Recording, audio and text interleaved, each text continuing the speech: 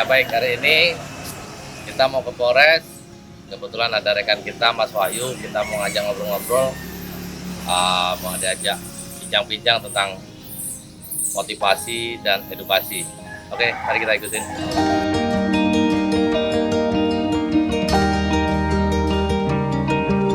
Oke baik, ini sekarang sudah nyampe di tempatnya ruangan ini podcastnya punya Humas Polres Tulang Bawang. Ini sama beliau Mas Wahyu ini yang sedang kotak-atik. Nah, luar biasa. Ini tanpa beliau ini orang nggak tahu, ya kan? Inilah hebatnya orang. Bagian penerangan atau bagian apa Mas? Humas. Nah ini tanpa beliau ini orang nggak tahu. Jadi apa yang dikerjakan berkat beliau ini dan kamera yang tajam. Mantap. Menginspirasi banyak orang lewat YouTube. Nah, Ya. awal tergerak Ya, itu mulai pertama kali itu dari mana ceritanya? Ya. Bisa awal ke situ. Terus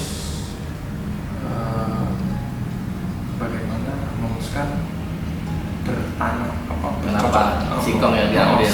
cocok tanam singkong yang diambil konten 90% kontennya dengan singkong. Terus alasan itu berkembang setelah jawaban sampai akan berkembang jadi beberapa pertanyaan. Oke, siap. Kita kedatangan tamu istimewa. Kita kedatangan senior saya dari Kodim 0426. Beliau ini adalah seorang babinsa di sebuah desa di ini Banjaragung, Ya, Kecamatan Banjaragung, dan beliau juga seorang YouTuber yang sangat menginspirasi. Selamat datang. Oke, selamat Pak Supri. datang. Siap. Bagaimana kabarnya Pak Supri? Alhamdulillah baik Mas Wahyu. Mantap sekali, Pak Supri. Ya. Saya ini cukup bangga sekali dengan Pak Supri. Oke. Selain menjadi seorang TNI Angkatan Darat, Pak Supri juga saya lihat aktif di media sosial, terutama di YouTube. Ya. Nah, ini kita cerita-cerita sedikit Pak Supri. Oke, boleh siap. Dinas di Tulang Bawang ini sudah berapa lama? Oke, Mas Wahyu. Jadi kalau kita bicara dinas di sini, kebetulan saya sebelum di sini ya, Mas Wahyu ya. Saya tinggal di Jakarta, dinas di Jakarta selama 12 tahun sampai 12 tahun lebih. Tepatnya di tahun 2012 kita habis sekolah reguler ceritanya. Iya. Pindahlah ke Tulang Bawang. Waduh. Jadi dari tahun 2012 Iya. sampai saat ini. Dan alhamdulillah kayaknya betah di sini kayak Mas. Betah di sini Alhamdulillah, Mas. seneng banget saya dengarnya. Pak, Betul. jangankan yang kata yang senior seperti Ya, Pak, ya. yang masih muda-muda, yang generasi Z masih Milenial lah ya, Iya. milenial aja. Itu nggak ada greget atau Oke. apalagi bikin konten yang bermanfaat seperti jenengan itu. Oke. Nah, kok sampean itu punya inisiatif itu dari mana ceritanya, Pak? Jadi gini Mas Wahyu. Jadi saya ya usia sekarang udah di atas 40 ya, udah Iya. 43 jalan ini. Dulu waktu kecil atau kita sering ketemu kadang orang tua pernah cerita, pernah menyampaikan hiduplah di zamanmu. Jadi waktu itu agak nggak tahu apa sih artinya bahasa itu ya, ungkapan itu hiduplah di zamanmu. Setelah kita ini berdinas dulu mungkin masih pakai radio, sudah saya alami kan, Manual. ya. Handphone ada mulai di tahun 2000 dan sampai 2005 lah mungkin Iya, ya. baru muncul. Keluar BlackBerry, bingung pakainya ya kan. Keluar lagi smartphone, harus dipaksa. Semua kegiatan kita harus online, harus laporan. Nah disitulah baru terasa, oh ternyata memang ini kebutuhan. Oke. Nah di situ setelah internet masuk kan, dulu belum ada internet. Betul. Ya. Setelah internet masuk, kita bisa melihat dunia luar, kita bisa melihat luasnya dunia, seolah-olah dunia dalam genggaman. Kita megang handphone, smartphone itu kan seolah-olah dunia dalam genggaman. Nah, disitulah saya terinspirasi bagaimana saya bisa dikenal atau mungkin bisa memberikan sesuatu yang bisa kita sampaikan terhadap halayak umum. Ya salah satunya di media sosial. Manfaat bagi masyarakat lewat betul. media sosial. Betul. Keren banget. Walaupun terpaksa tadinya. Awalnya terpaksa. Iya, terpaksa ya karena memang nggak tahu karena zaman cara seperti zaman apa. kita dulu nggak ada Iya, namanya iya, kita betul, ini betul, kan. Betul. Tapi ya harus kita lakukan. Kita harus hidup di zaman kita. Zaman kita sekarang zaman media sosial. Kalau ketika kita tidak bisa menerima itu atau tidak bisa menyesuaikan, kita akan ketinggalan jauh. Jadi saya melihat 90% konten Pak Supri itu membahas tata cara berkebun singkong, Ya, bercocok betul. tanam singkong. Ya. Wah, itu sangat menginspirasi. Terima kasih. Saya juga sebenarnya saya juga anak petani. Bapak Ya. saya penyuluh pertanian, tapi saya nggak ngerti sama Itu sekali. Justru saya harus berguru sama Mas Wahyu nih kalau gitu. Saya nggak ngerti sama sekali. Nggak ngerti Bapak ya? saya yang tahu. Bapak saya yang juga bertanam. Jadi ilmunya nggak langsung diturunkan. Iya. Diturunkannya ke orang lain mungkin. Iya, benar. Penyuluh pertanian, tapi Ya. sekarang sudah pensiun. Tapi saya sendiri belum pernah mencoba gitu. Terus saya lihat Pak Supri, oh begini, baru tahu step by step. Karena kadang kita kalau belum melihat contoh yang real gitu kan nggak akan tertarik. Nah, banyak pengalaman menarik pasti dalam bertanam singkong. Sejak pulang ke Tulang Bawang langsung bercocok tanam singkong atau sebelumnya? Tertariknya awalnya gimana ya Pak Supri? Awalnya gini Mas Wahyu ya. Awalnya namanya kita tinggal di kampung ya. Kita melihat apa sih yang bisa kita kerjakan selain kita berdinas ya kan. Oke. Yang bisa kita kerjakan bisa berdampak feedbacknya ke kita atau mungkin ke orang lain kita bermanfaat. Karena kan kita juga tinggal di pedesaan ini harus bisa. Itu tadi saya bilang kita harus ada sih masalah-masalah yang harus kita pecahkan. Nah, termasuk di sini saya lihat di pertanian. Kenapa saya tertarik di situ? Saya melihat di sini pabrik ya. Pabrik itu singkong banyak. Artinya kebutuhan singkong ini di sini sangat besar dan tinggi. Dan saya lihat para petani yang ada di sini masih asal-asalan karena ya bukan asal-asalan, mungkin ada beberapa yang kurang maksimal lah ya kan. Beberapa yang kurang maksimal karena terlalu banyak lahan, terlalu luas.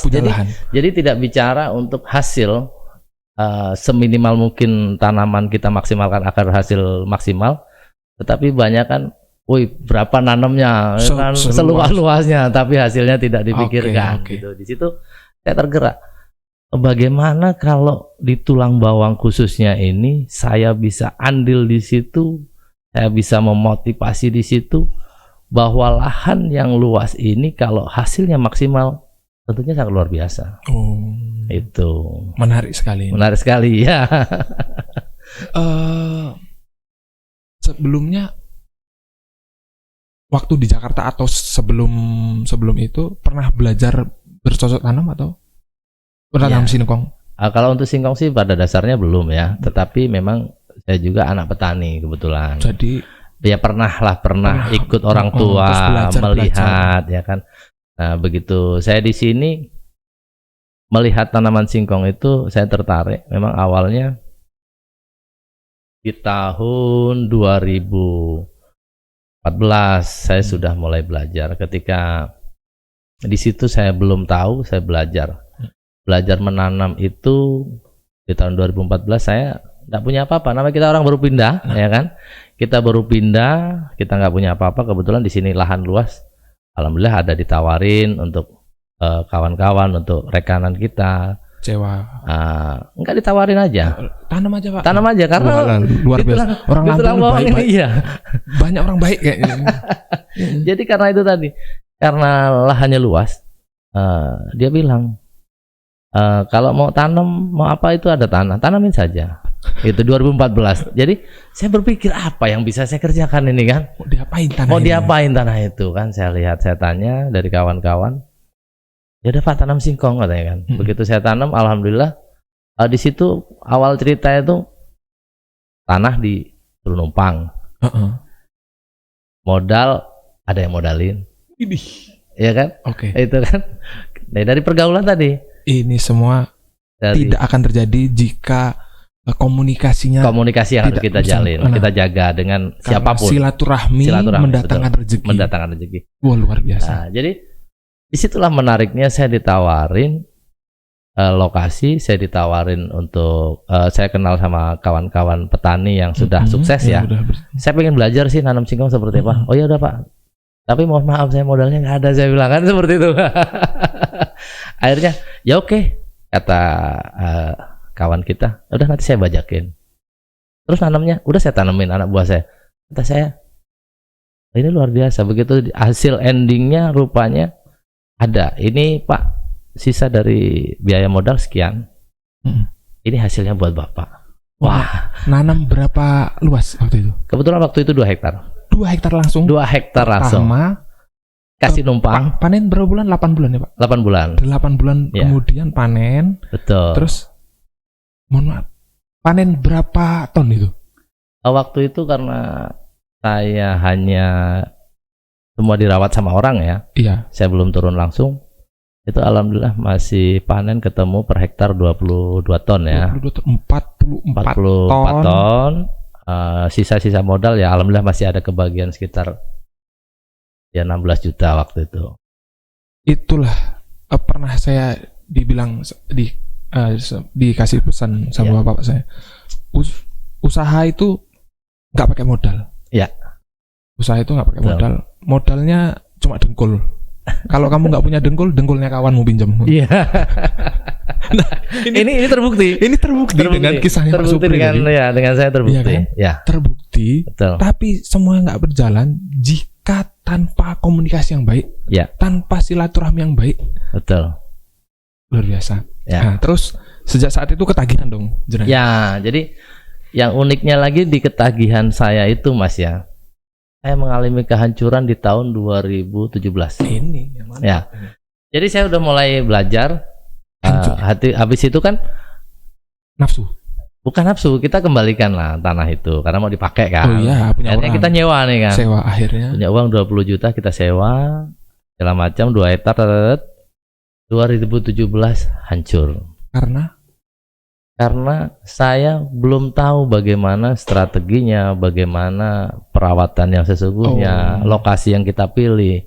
Nah, terus harga juga gitu kan. Harga memang Fluktuatif naik turun, ya, naik turun. tetapi dari hasil tanam yang baik itu sebetulnya itu yang menentukan. Waktu itu saya turun itu nekat. Jadi hancurlah di 2017 gitu. Nanam 2 hektar itu. Nanam 2 hektar karena perawatan kurang, lokasi jauh dari jalan, terus lahannya miring, becek ya hujan, gitu, hujan itu busuk jadi buahnya. karena kurangnya pengetahuan tadi, nah gitu. Terus ya intinya 2017 saya modal 20 juta tinggal 10 juta. 50% hilang. Hilang 50%. Kapok enggak? Alhamdulillah enggak. Nah, ini. Kenapa enggak kapok?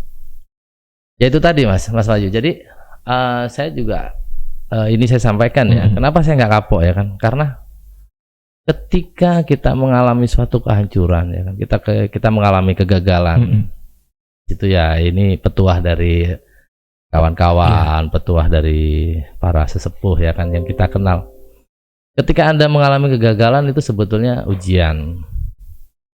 Kegagalan adalah ujian. Yang kedua, kegagalan adalah keberhasilan yang tertunda. Oke. Itu jadi di situ apa betul? Di 2018 gas lagi, coba 2 hektar lagi. Gitu Mas. Jadi alhamdulillah memang upaya atau kegigihan atau keuletan tidak memungkiri dari hasil. Betul. Di 2018 saya masih santai, saya tanam. Ya alhamdulillah saya mulai belajar nih, karena kalau saya nggak belajar bahaya nih. Saya mulai belajar di 2018. Di situ harga singkong karena 2017 itu hancur, di 2018 alhamdulillah hampir mencapai 2000. Ya. Di situ orang bengong lihat saya. Kenapa? Saya masih santai di telepon. Pak Supri, ini tanaman singkong mau saya cabut. Loh, saya bilang, kamu nih umur berapa singkong? Umur 7 bulan. Oh ya, udah tua. Udah sampean yang saya yang nanam kok sampean mau nyabut, gimana maksudnya kan seperti itu. Jadi singkat cerita, berapa mau cabut saya bilang kan gitu. Kalau boleh 50 juta Pak katanya. 2 hektar. 2 hektar. Wow. Saya bilang, wah ini kayaknya harga singkong bagus nih. Lagi bagus. Saya coba tanya kawan-kawan, Sharing. tanya kawan yang di pabrik, di lapak. Harga singkong bagus Pak, rencana mau naik. Nah ini ya kan. Makanya dari itu telepon lagi seminggu, telepon lagi. Gimana Pak Supri? Kayaknya belum lah, belum saya cabut ya Iya, kan. iya, Nah, iya. itu sok-sok nggak butuh, padahal Iya. dari 10 juta ke Udah. 50 juta ini Udah lumayan kan tergoda. gitu ya. Udah tergoda naik 40 juta ini. Dari situ ya oke lah gini aja. Kalau mau 60 juta saya bilang uang itu bawa ke rumah bisa Cabut lah. cabut. Nggak tahu malam-malam dibawain saya uang Dibawain. 60 juta. Sehari dia nawar bukan nawar, mengeluarkan tawaran Ya, 50. betul. 50. Dinaikin sampai 10, dia nggak nawar lagi, Enggak nawar langsung lagi, numpuk. langsung dibayar. Nah, luar biasa kan? Modalnya berapa waktu itu, Pak? 10 juta. Naik 600%. Berapa itu? 500%. 500%. Ya. Ya kan jadi 6 kali lipat, Ya, modalnya 10 betul. jadi 6. Itu pengalaman Dalam pribadi saya. Kurun waktu 7 bulan. 7 bulan. 7 bulan investasi mana? Kayaknya investasi di bursa saham juga nggak sampai segitu. 10 jadi 10 jadi 600 jadi 60 juta. 100 jadi 600 luar biasa. Oke, itu tadi kisah-kisah seru. Pak. kisah perjalanan. Kita balik ke konten, Pak. Ke konten YouTube.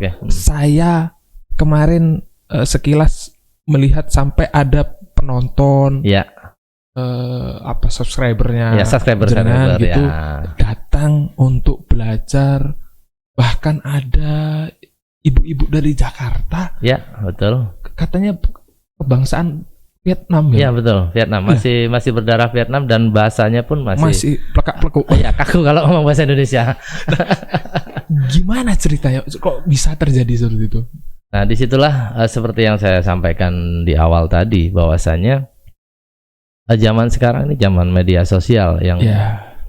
dari medsos itu ya tidak terbatas. Medsos. Artinya di situ ada kebetulan subscriber saya dari Vietnam, Ibu Fan namanya ya, mungkin Ibu Fan nonton ya, Ibu Fan halo Ibu ya Fan. kan, Ibu Fan. Halo Ibu Fan. Ya, mungkin barangkali nonton. Jadi beliau melihat konten YouTube saya tertarik. Karena kebetulan di tahun 2020 kemarin masa pandemi itu beliau membuka restoran Vietnam yang ada di Jakarta, mengalami drastis offset ya kan gitu. Jadi F&B pasti hancur lah. Jadi COVID banyak berdampak. Jadi di situ tertarik lihat konten dan komunikasi, minta chat dengan saya. Akhirnya datang. Chat lewat pertama lewat YouTube, komunikasi lewat YouTube, minta nomor telepon. Akhirnya kontak melalui via WA dan janjian kita. Beliau datang. Nah, jadi di situ yang menarik. Jadi ternyata orang-orang luar pun mungkin ya, termasuk Ibu Fan, termasuk yang lain, itu bicara tani bukan hanya bicara kalau tani harus ladang, kalau tani harus kotor-kotoran, enggak juga sebetulnya. Jadi dia bicaranya bisnis, bicaranya. Modal berapa, hasil kira-kira berapa. Nah itu, jadi itu yang perlu kita pelajari bahwasanya kita bertani itu kita jangan hanya hobi jadi petani yang ke ladang, tetapi kita harus bicara investasi di situ. Waduh, keren banget. Gitu. Bahkan saya anggap awal tadi belum serius, membuat konten awalnya. Iya, belum. Iseng-iseng aja. Kemudian sembari jalan, menghasilkan, menginspirasi orang, investor datang. Iya, betul. Bisa kayak gitu ya. Iya. Luar biasa impact-nya. Artinya sebenarnya siapapun bisa kan, Pak? Bisa, betul. Iya kan? Iya. Bagaimana tanggapan Bapak kepada terutama anak-anak muda ini, Pak? Iya. Anak-anak muda di tulang bawang yang mungkin baru lulus sekolah atau lulus kuliah, atau siapapun masyarakat kita yang mereka masih bingung untuk mensejahterakan dirinya sendiri. Iya. Bagaimana tanggapannya Pak Supri? Jadi gini, kita ini kan hidup di Indonesia, itu negara tropis. Ya, negara tropis, dan kita bicara saya pribadi, mungkin Mas Wahyu di Tulang Bawang, Siap. sangat luar biasa sumber daya alam yang ada di sini. Oke. Saya sering edukasi, kebetulan saya juga sering dipanggil untuk rekan-rekan sekolah untuk masa MPLS itu, masa pengenalan sekolah. Saya diminta untuk mengisi materi untuk materi wawasan kebangsaan dan lain-lain. Jadi pembicara. Jadi pembicara di situ. Jadi kalau kita mau mudah hidup ini atau kita ini mau mempunyai hasil, kita harus yang pertama kita harus punya wawasan. Wawasan yang luas, yang tinggi ya kan. Itu paling penting, wawasan. Pengetahuan. Yang kedua, kita harus mau belajar. Belajar, contohnya dari sisi pertanian, kita jangan malu. Jangan malu kenapa? Kita melihat negara-negara luar, ya kan, seperti mungkin Jepang, mungkin negara-negara lain yang tidak ada tanah untuk bercocok tanam. Singapura bahkan mungkin dengan kecamatan Banjaragung, luas kecamatan Banjaragung, Pak. Mereka mau nanam padi aja sanggup untuk membuat lahan di atas loteng, nanam padi. Terus mungkin eksperimen-eksperimen ilmuwan itu kalau kita ngelihat justru bahwa mereka di bumi ini sudah nggak ada tempat, keluar angkasa. Nah, kita ini di Tulang Bawang ini buminya yang subur, ya kan, luas. Kenapa kok kita ini tidak memanfaatkan dengan baik, ya kan? Generasi-generasi muda ini jangan malu, ya kan? Kita melihat orang luar itu sanggup membuat lahan untuk tanam padi, untuk tanam apapun, sayuran, bahwa sampai nggak ada tempat pun mau keluar angkasa. Nah, kita kok di sini yang disediakan sudah ya kan, sama sudah Tuhan, luas sama Yang Maha Kuasa, kita dikasih tempat yang tinggal di tempat ini kok. Kenapa kita punya rasa malu? Anak muda kalau nggak ini nggak keren. Di pertanian itu justru itulah sebagai barometer ya ketahanan pangan. Ya sekarang yang sedang dibumingkan oleh pemerintah ya kan. Kalau ketahanan pangan kita ini bagus, kuat, negara kita kuat. Oke. Logikanya kan seperti itu. Iya, betul. Orang kalau perutnya kenyang, kemana aja hayo, santai dia. Mau kemana hayo. Pede. Tapi ketika perutnya lapar, ketika tidak mau berbuat, rusak pikirannya kan. Maunya maling, narkoba dan lain-lain. Seperti itu. Jadi pesan saya untuk generasi muda, ayo sih kita manfaatkan sumber daya alam yang ada di negara kita, khususnya di Tulang Bawang ya, generasi muda Tulang Bawang, jangan malu, jangan merasa oh jadi petani susah. Kita belajar jadi petani modern. Gitu. Memaksimalkan potensi yang ada. Gitu. Terus ngomong-ngomong nih Pak, ya, harapan dan kira-kira pesan bagi semua kalangan lah kita, pemerintah, kemudian juga harga fluktuatif ini kan karena ya nggak tahu ya, mungkin tapioka ini kebutuhannya seperti apa gitu, mengenai monopoli pabrik segala macam. Harapan Bapak seperti apa untuk kesejahteraan petani terutama di Tulang Bawang khususnya? Ya. Jadi kalau untuk bicara ke atas ya, mungkin sudah ada dinas terkait ya. Benar. Selama tentunya ini harapannya ya perhatikan kesejahteraan petani. Kita perhatikan itu artinya kebutuhan petani itu apa ya kan? Pupuk. Nah, sekarang pupuk lagi langka dan pupuk juga subsidi mahal. Nah, itu mungkin ranah para inilah ya kan. Ya silakan ya kan. Subsidi silakan. Tapi ya kami boleh berpesan ya yang inilah yang adil dan merata bagi seluruh petani di Indonesia. Betul. Nah, yang pasti di sini saya lebih ke condong bagaimana kita berbuat ya. Berbuat artinya ketika kita bicara singkong, karena konten saya alhamdulillah banyak subscriber saya, mudah-mudahan hari ini banyak yang nonton. Yang belum silahkan subscribe. Ya betul. Channelnya Babinsan Deso. Babinsan Deso, jangan lupa subscribe. Ya, 11.000 subscriber Humas Polres Tulang Bawang. Tentang Babinsan Deso. Begitu juga subscriber Babinsan Deso, lihat di situ Bimas Polres Tulang Bawang ya. Betul. Langsung mainkan. Jadi saya lebih ke edukasi untuk para petani ya. Karena kalau saya bilang tadi yang tadi itu urusan atas lah, kita nggak bicara di sini. Jadi ketika harga murah seperti kemarin yang saya lakukan di tahun 2020, harga sempat 900. Terendah 900 900 per kilo. waktu itu per kilo, itu pun masih ada fraksi kita potongan 25%, 20%. Oke, Jadi tinggal bersih itu sekitar harga 500 rupiah lah bersih. bersihnya. Nah, ketika kita bersih di angka 500 rupiah, kita mendapatkan hasil itu hanya 20 ton, maka kita nggak dapat apa-apa. 10 juta ya. 10 juta. Tetapi di situ saya termotivasi waktu itu di harga murah saya genjot produksi. Di 8 bulan saya bisa mencapai 40 ton. 1 hektar. 1 hektar. Nah, disitulah 2 kali lipat dong. 2 kali lipat. Artinya dalam 1 hektar saya sudah bisa tembus di angka 40 ton. Nah, di angka 40 ton kalau kita bersih 500 rupiah, artinya masih ada 20 juta kan. Oke. Ketika kita modal kita tanah sendiri 10 juta, berarti kita masih punya sisa 10 juta. Mohon maaf, itu di tanah yang sama atau berbeda? Tanah yang sama. Kok bisa sampai 2 kali lipat? Ada rumusnya itu? Ya, tentunya itu tadi kita belajar dan belajar. Wah. Nah, disitulah dari pengalaman saya sampaikan kepada subscriber atau pada seluruh masyarakat, ya mari kita bisa. Kenapa saya bisa sampaikan itu? Di tahun-tahun sebelumnya kita kenal Thailand itu sering impor tepung ke Indonesia, Thailand ya.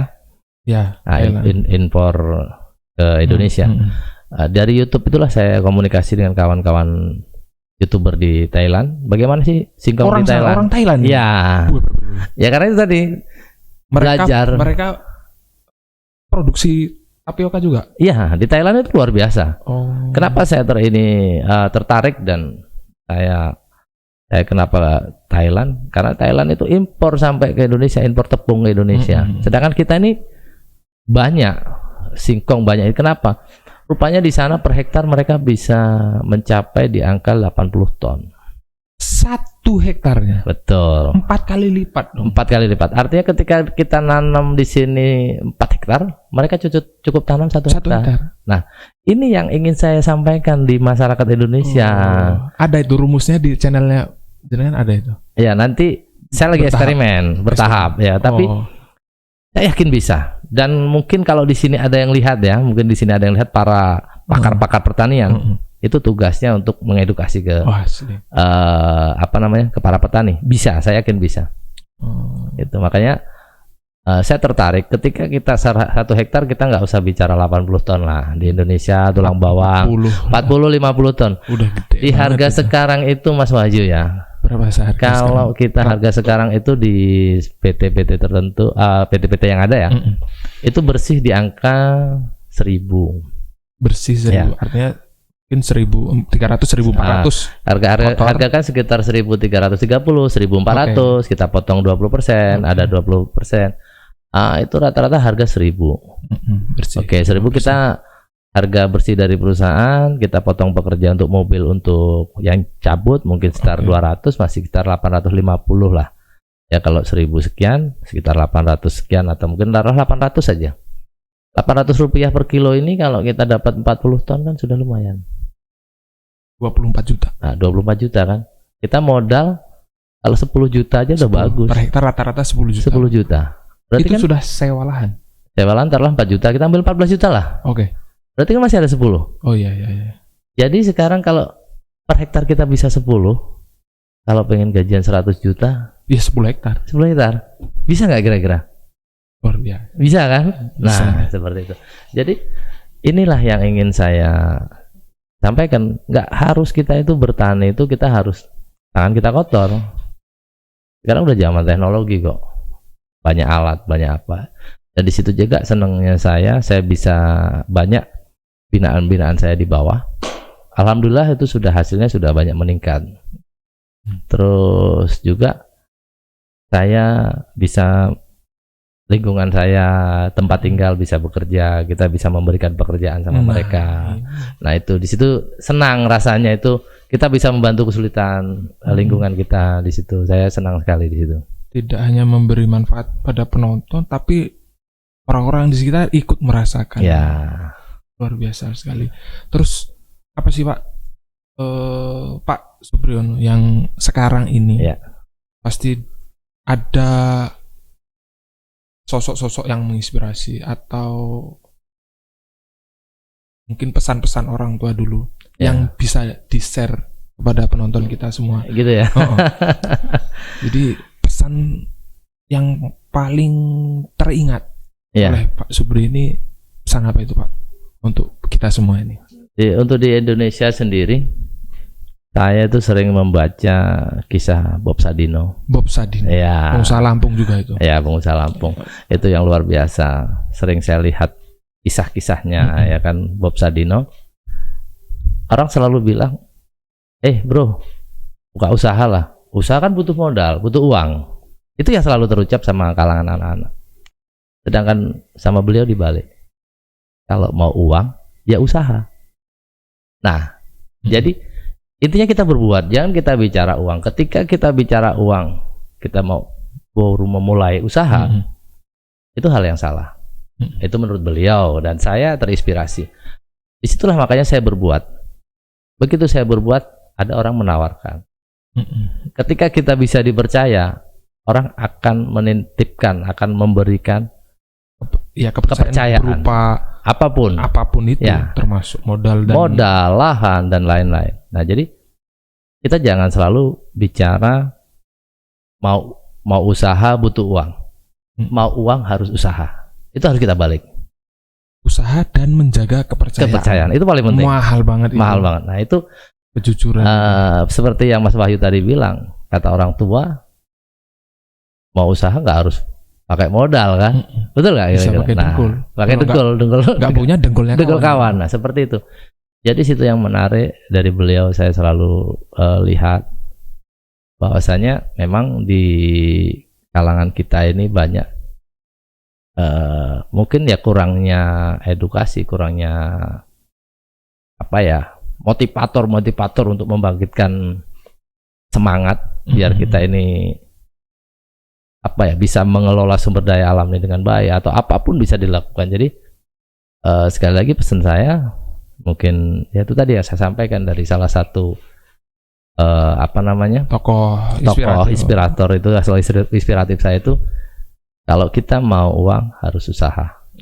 Bergerak aja dulu. Kalau Anda tidak bergerak sama sekali, ya siapa mau percaya dengan Anda kan? Ini terus saya sampaikan ini juga. Ini khususnya untuk generasi muda ya. Siap. Kita sampaikan. Jadi hidup itu harus punya tujuan. Hidup harus punya tujuan. Kenapa Pak Supri? Karena banyak anak-anak muda setelah lulus sama sekolah sama saya tanya, Pak, saya mau kerja apa ya?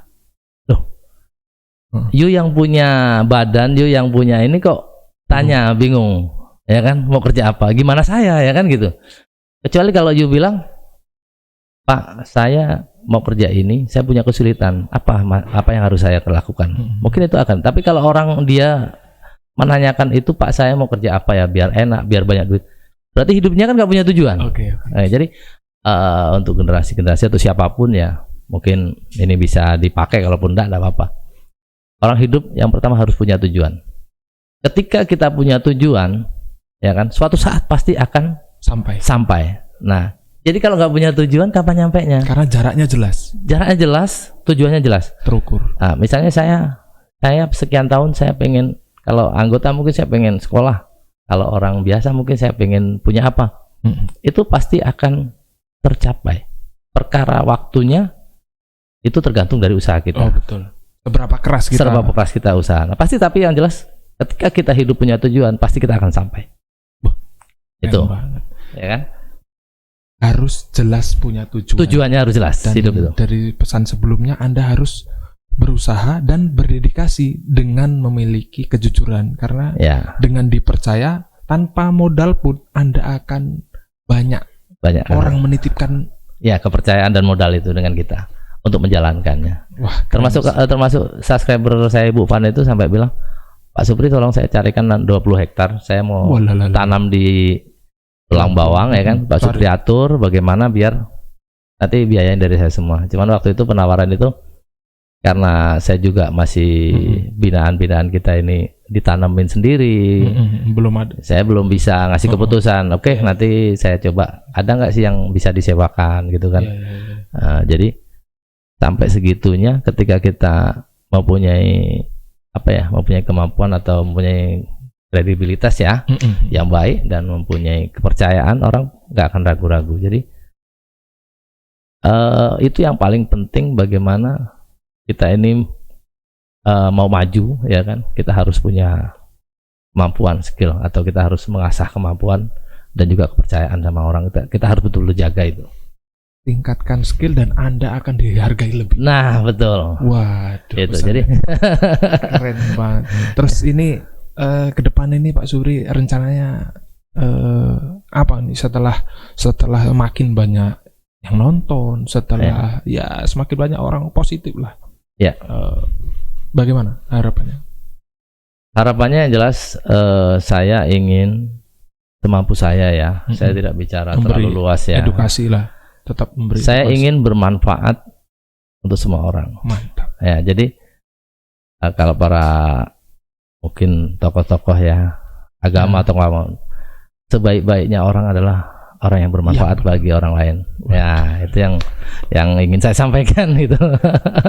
Sebaik-baiknya orang adalah orang yang bermanfaat bagi orang lain. Betul. Kalau Anda nggak manfaatnya, ya ngapain hidup? Ya, ya betul. Kalau nggak itu pasti nyusahin, ya kan. Terus jangan takut untuk melakukan sesuatu, ya, atau jangan takut untuk bermimpi. Mimpilah setinggi mungkin dan berusahalah untuk meraih mimpi itu. Ya, dengerin netizen yang gampang putus asa itu, yang nanya gimana ini Pak, gimana itu Pak, banyak curhat. Betul. Dengerin. Tadi Pak Supri ngasih pesan banyak banget, bermanfaat banget. Mudah-mudahan ini bisa menjadi manfaat juga. Amin. Bagi kita semua. Ya. Terima kasih Pak Supri. Siap. Semoga sehat selalu. Amin. Semakin sukses. Amin, sama-sama. Semuanya makin sejahtera tulang bawang ini. Amin. Saya pamit undur diri. Saya Bribka Wahyu dan Pak Sertu Supriyono. Babin Sandeso jangan lupa subscribe. Terima kasih. Assalamualaikum warahmatullahi wabarakatuh.